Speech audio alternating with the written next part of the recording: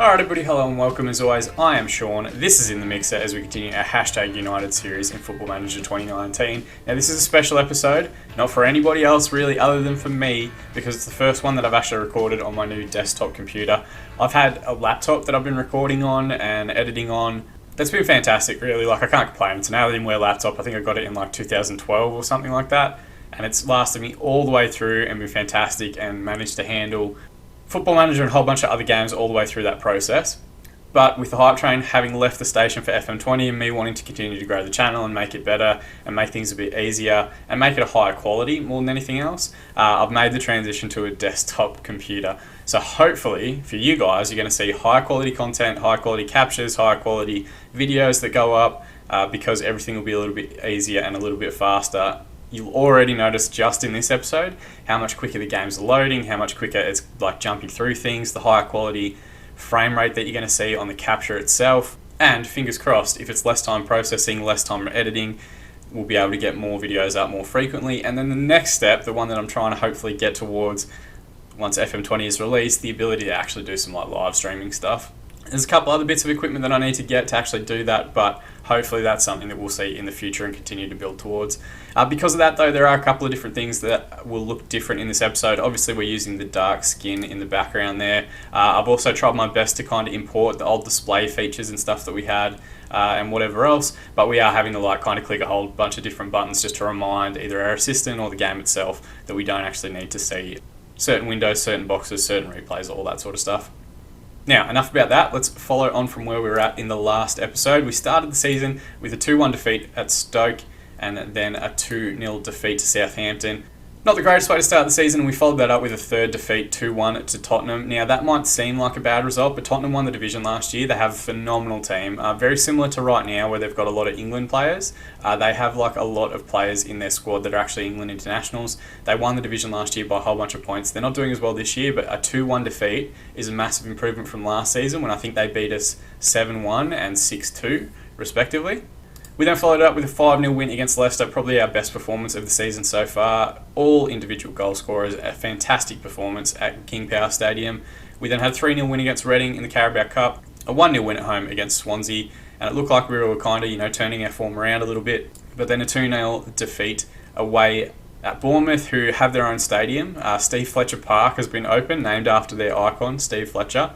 No longer playing out of Dean Court. And then 2-2 draw, a much better performance against Manchester City, who were top of the division at that time.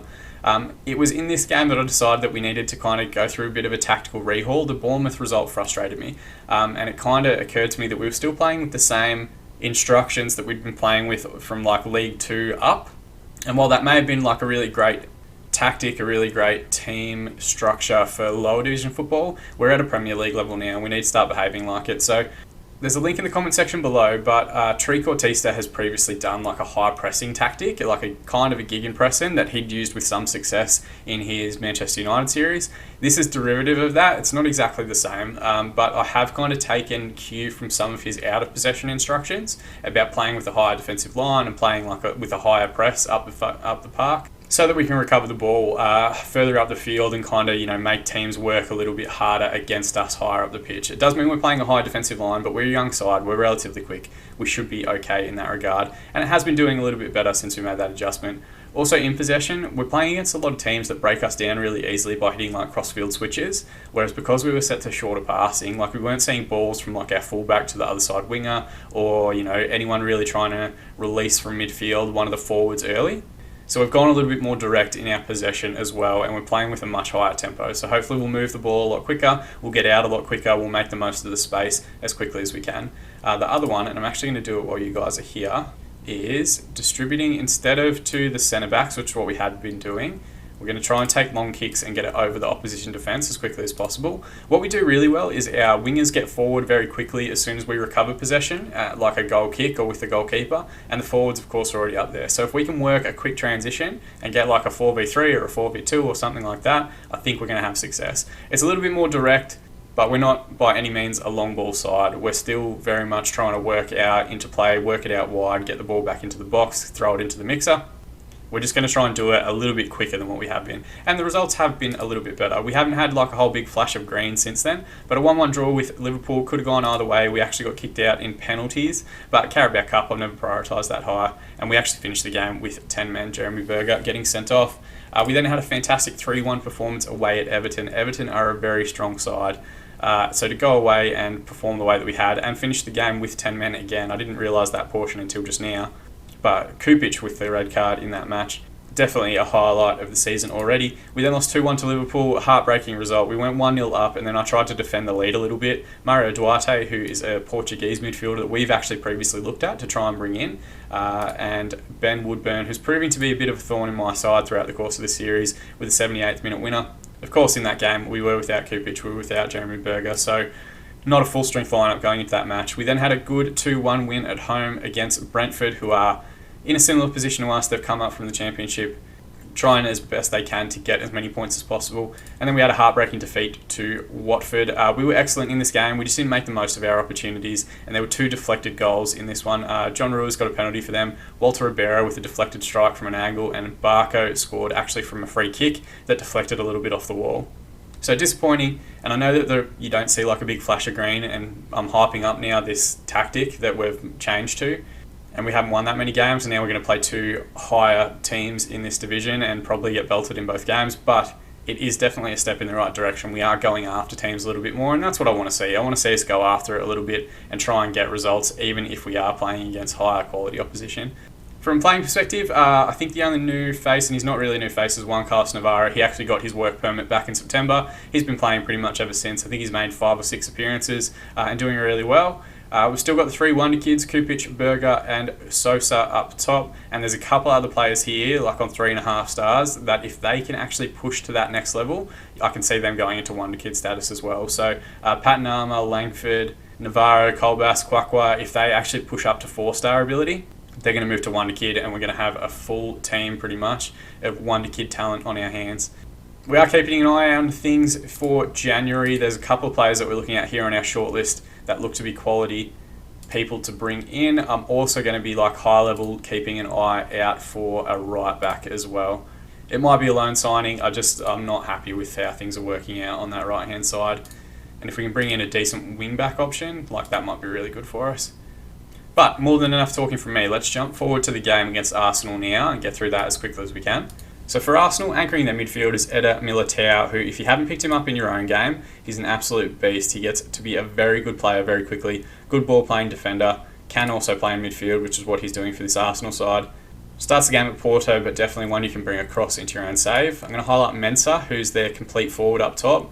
They've had him for a few seasons. He's a very good player, current England international. Phenomenal attributes across the board, and pretty much everything that's like a key attribute for a complete forward on attack is at least above 14 for him. So very, very impressive player. Have to keep an eye on him. And the other one we're going to look at is Tomacek, the Croatian right back. We previously looked at him a few seasons ago before they picked him up from Lyon, I think it was. And he looks to be an excellent player. 18 free kick taking is phenomenal. Great pace, great strength. Just a physical beast. So they've got some real quality in this side, and really that's the difference between where we are at the moment, sitting in 14th, and getting into those top division, getting into that top 10 first, and then, you know, like those top 6, top 7 sides. Our best player is, I think, Kwakwa, and he's rated at like £21 million. Their best player is like 60 million. So we do have improvement there. Assertively, we're just going to say we are Arsenal after what happened in the last match. Everyone seems motivated by that. And hopefully, after bigging it up, our new tactic is going to help us improve quite a bit as well. Alright, they've got a free kick here. It was towards Mensah at the back post. I was clicking through menu options there. But there's already an immediate danger. And I think it was Silva that whipped that ball in from the right. Throw in here from Edwards on the right hand side. Already this just looks much better. I don't know how it's coming across for you guys. And there's Eder Militao getting a goal. I've talked through it again. We're going to see this in 3 dimensions, and I'm sure it's going to look absolutely magnificent on the new desktop. It does. I wish it had been a hashtag United goal though. It's a good ball across here, and it just, the clearance away isn't good. And then Militao, no one closes him down quick enough, and he smashes that one in from the top of the box. So one of the things since changing this formation is I haven't updated our like free kick takers or our set piece instructions. Speaking of, we've headed away a free kick here, and Sosa is bursting forward. He's got men on the left if he can find him. He looks to release O'Connell now down the left wing. There's men in the middle if he can find the right ball. The cross is deflected, but it's come back to Colbass, all the way back to Kupich, forward to Berger, into Kwakwa, good reverse pass to O'Connell, back to Kwakwa again, finds Sosa at the top of the box, and his strike from distance is pushed around the post by Lee. It was a good save.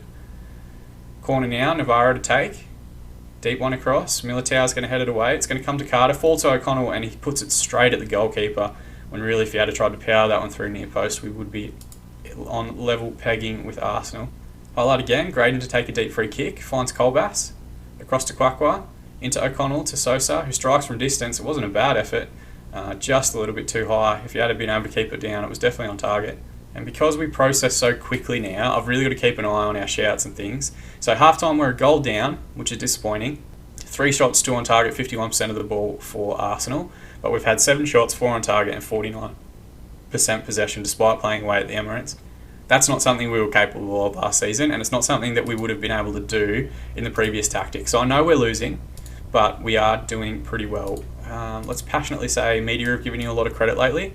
Everyone seems to have responded positively, and let's tell the 2 forwards you weren't that bad, but you can improve, because they're both just below the 6.7 rating they would have started on, and we need to get an improvement. As we always do, we'll give it until the 60-minute mark to look at subs and who we want to bring on. And we're also going to keep an eye on yellow cards and things like that, because we've had a couple of reds in the last few weeks. It's a good highlight here. We've got a good ball in the box there, and it continues. No, it doesn't. Curse the commentator. As soon as I mention it, it disappears. Right, now we're gone. I'm mostly concerned. Sort by match rating. There's a few players that aren't playing well, but I really don't want to go down to 10 men. So we're going to bring on Vladimir Kolar for Sreko Kupic. And we're going to bring on Icanovic for Kwakwa in midfield. And then the last one we're going to hold on to just for at least until the last 10 minutes, just in case anything silly happens with cards.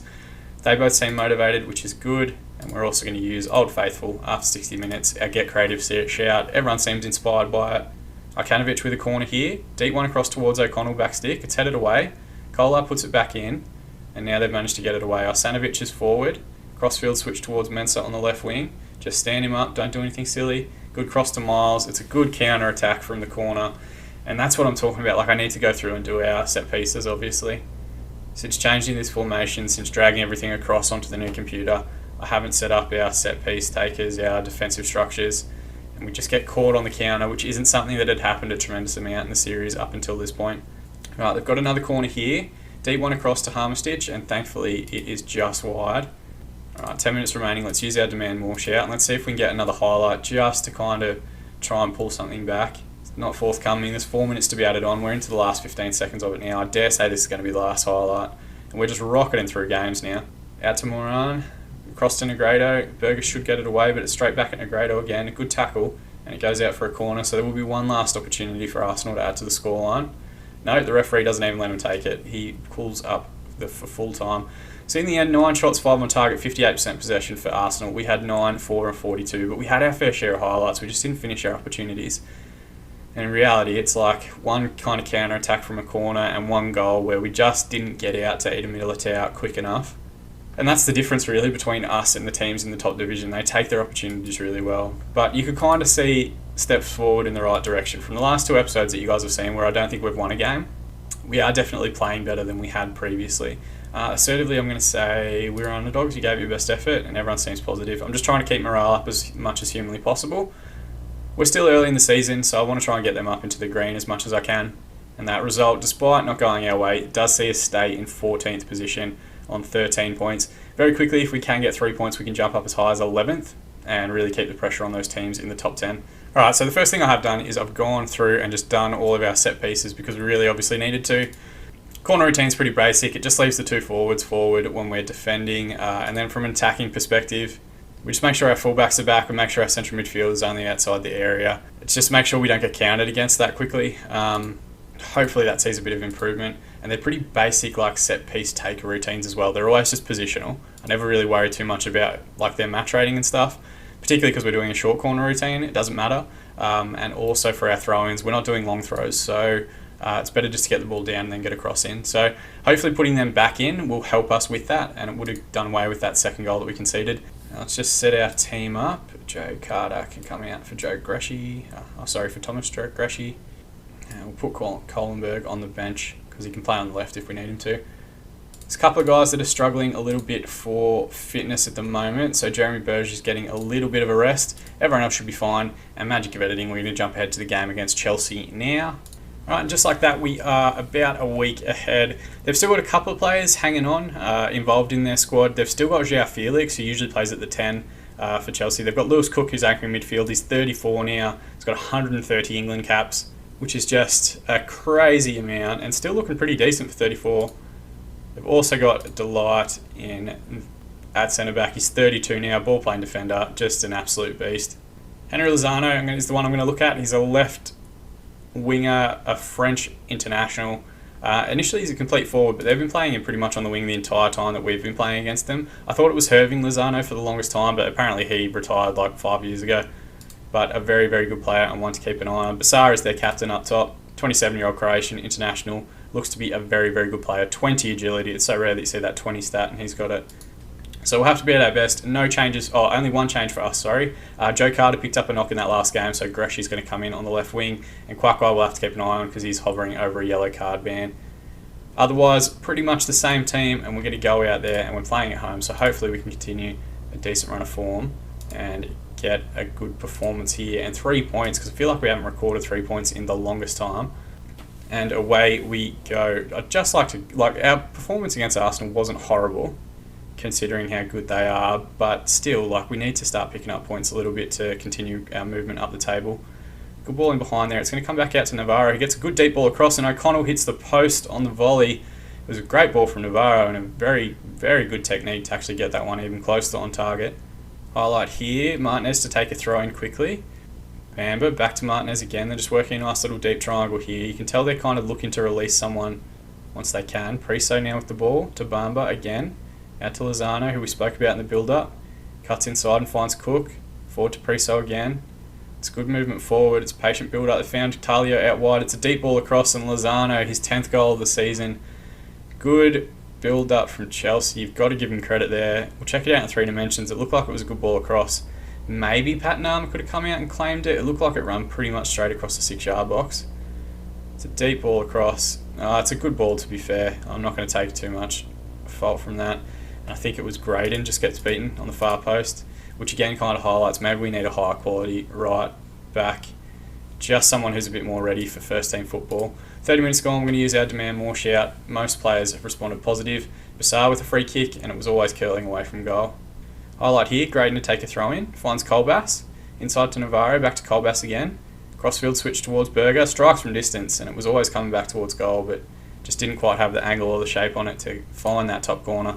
Alright, half time, it hasn't been as good a stat line as we had in the previous game. 2 shots but none on target, 37% possession. They've had 6, 3 and 63%. We're not set up to retain a lot of possession, but what I would like to see is a bit more of a response. Passionately, let's say, we owe Chelsea, let's try that again, and let's also passionately tell the forward too that they need a little bit more.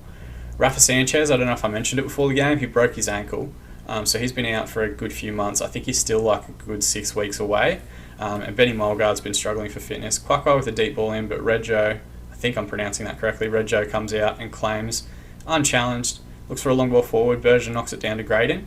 Crossfield switch towards Greshy, what can he do here? Gives up the ball to Tallow pretty much immediately. Cook now, good inside ball to Bamba, back out to Tallow again, got that fantastic assist for the first goal for Chelsea. Bamba to Priso, forward to the goal scorer Lozano, he's coming forward and someone needs to close him down. Berger with a good challenge, wins the ball back, ball over the top towards Sosa now, he brings it down well and he's gotten goal side, can he find the finish? O'Connell with the follow up, and Delight got his body in the way and put that one out for a corner. Good counter attack, and that's what we want to see, an earlier release to get us out into space.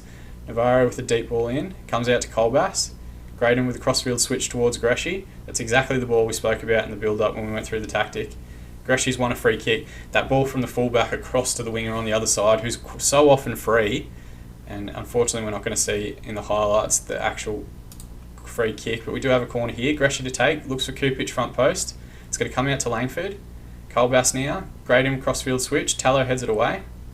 Paulo Marcelo wins the ball back. They've got a counter-attack here. They've men flowing through the middle. Lozano finds Priso on the right. He bursts into the box, and Pat Nama does well to get his angles right and push that one around the post. So there's still a danger there, but at least we're covered.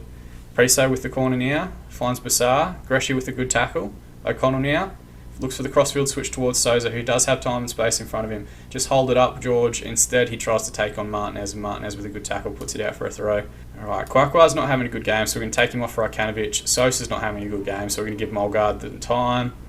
And I'm going to hold on to the last sub. There's a few different players that aren't particularly playing well. There's a couple of yellow cards we need to keep an eye on as well. But really, let's just hold on to that last substitution, and we'll make it with the last 10 minutes. And let's also, half an hour gone, use our Get Creative shout. They've immediately got a highlight. Delight at the top of the box, strikes from distance, and Pat Nama has to push it over the top. I think they're two Dutch international teammates, Pat Nama and Delight. Priester with the corner, finds Bassar at the top of the box, gets his strike away, and I think it hit Paulo Marcello and went out for a corner. Would have been interesting had it not hit that deflection to see where it ended up. 10 minutes remaining, so we're going to make our last sub and bring off Kolbas for Kohlenberg. I also want to use our last shout, but it's not letting me. And now we're into extra time. 3 minutes to be added on. Arkanovic recovers the ball, finds Mulgard in the hole, and he gets to the ball first and pokes it home for his first goal of the season. A phenomenal assist from Arkanovic there. Good way to pass. The keeper came out for it. Mulgard gets there first and pokes it home. So we've gotten the equaliser against Chelsea. Great ball interception there from Arkanovic. Lovely weighted pass into the area, and Mulgard just comes through, gets to it first, morphs through the goalkeeper. That's how you can tell it's a video game, and pokes that one home. And the first real goal that we've seen in 3 dimensions since we've made the upgrade to our graphics card. Alright, there's another highlight here. There's about 10 seconds remaining of extra time. Chelsea had the ball. They've played it into a corner area. Graydon should get there first. He could have just seen it out for a throw, and that would have been fine. Instead, he goes back to Pat Nama. Long ball forward towards O'Connell. Is there any late drama to be had here? Ball brought down by Mulgard. Looks for a switch out wide. It's pinballing around in there at the moment. Someone needs to get to the ball. Langford clears into the area. O'Connell's there. He can go after it, but Reggio claims unchallenged. We're beyond, and there you go. Just as I was about to say, we're beyond the additional time added on. The referee calls full time. So good response in the second half. 8 shots, 3 on target, 39% possession, 12, 6 and 61 for Chelsea. Keep in mind, we're not set up to retain a bunch of possession anymore. We're looking to try and get out as quickly as we can. And Benny Mulgard steps off the bench and finds the equaliser for us. Assertively, let's say, you've done brilliantly to come back and salvage a draw. I think it's the first point that we've recorded this season in a recorded episode, so that's something to celebrate, I guess. And it does see us remain in 14th spot. We're pretty much making that line our own. Last season it was 17th. We stayed there most of the season. This time it looks like it's going to be 14th. But very quickly, if we can start picking up some points, we're going to jump up as high as 11th. We're going to push and start looking to getting into the top 10. And it does feel like we have kind of gotten over that hump a little bit and are starting to get better as a team. Hashtag United Rescue late draw.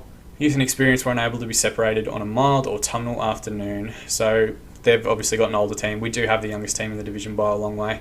I'm going to leave all that news stuff. We're going to go forward and have a look at our schedule and see when we might come back. And I'm thinking it might be around late January. So I think we jump forward about 10 games there to get to Arsenal and Chelsea, and we might do the same to get to the game against Swansea, which will be a massive one. They're currently in 19th, and then the game against Manchester City. We did draw 2-2 with them last time out. They are an excellent team. They're currently up in second spot. I think United... No, who's leading the league? Chelsea, funnily enough, are leading the league, and we just drew with them, so that's an excellent response. And they're undefeated as well. I didn't know that. 12 games in. 10 wins, 2 draws, one of them's to us. So an excellent performance from everybody there. Yeah, but I think we might come back at the end of January, do the game against Swansea, do the game against Manchester City, record both of those in the next episode, and that kind of sets us up well to do the last 10 games of the season and finish up the last episode of Season 14 with the games against Norwich and Crystal Palace to see out the year. Hopefully we continue our build, hopefully we continue moving up the division a little bit further, and if we can continue to get towards that 10th position, that's like my marker for success this year, finishing in the top half. Then once we get there, hopefully our reputation increases. We go from being like a 3-star reputation side to being like 3.5, 4-star like everybody else in the division, and we can start bringing in some actual like ready-made talent. But before we get to that stage, more than anything, I just appreciate you guys watching. Everyone that's continued to support the series as it's gone on. You can subscribe to the channel if you want to be kept up to date on videos as they continue to be released, and as we continue to build up towards our Atletico Madrid save in the FM20 beta and our FC Isle of Man save in the main version of the game once that's released. You can also follow _FM on Twitter if you want to be kept up to date to all our interactions with the community, and if you want to reach out to me directly, I'm always happy to chat. But as always, I've been Sean, this has been In The Mixer, and don't you ever forget to hashtag it.